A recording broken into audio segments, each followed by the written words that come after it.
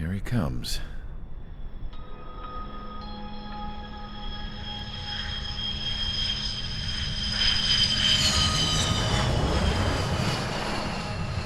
Mihai's looking worse.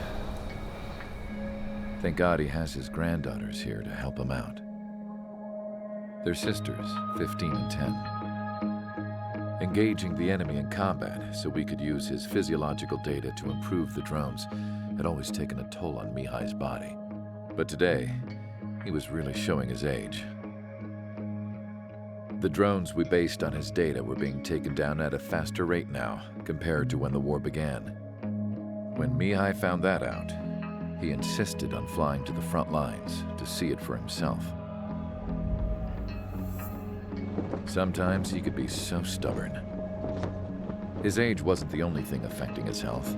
Over the years, flying at high altitudes for prolonged stretches of time had ravaged and poisoned his body. But he was a man of grit. Today, after 28 years, he saw combat again. If his flight suit still wasn't good enough to protect him, I can't imagine how many Gs he hit today during the battle. As a pilot, he exceeds all our expectations. It's going to take a bit more tweaking before our drones can match his skill.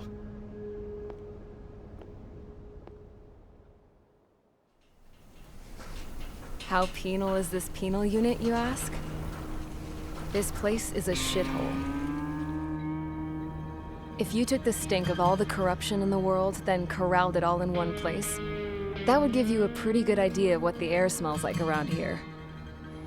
We got all kinds of critters, too.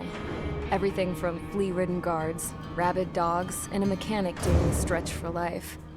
I can't forget the rats. Yeah, we got those. And some pilots who got their wings clipped, too. One's a great pilot, but a lousy thief. One's a gambler with no luck. And one's an anarchist with no balls.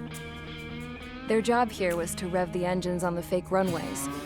The idea was for Aruja's spy satellite to pick up the heat sig. Even though there weren't any real fighters here, it looked like it on their infrared. I bet you're wondering, if Aruja lost the war, how come they still have a spy satellite? 'Cause someone over there was smart enough to train a bunch of computer nerds to hack into half of Osia's satellites. That's how come.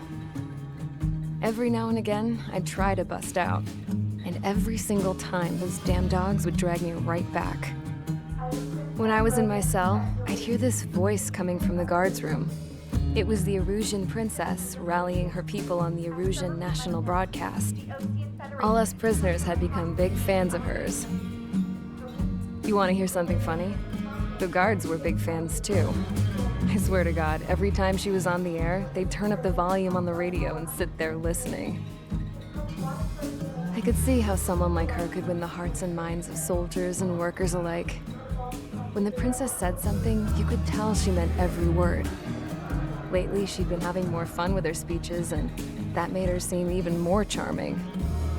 You could say her charm was like a virus. Whenever she'd point out stuff that was wrong with Osia, the prisoners in here went nuts. Hell, if anyone knew how messed up Osia was, it was the prisoners.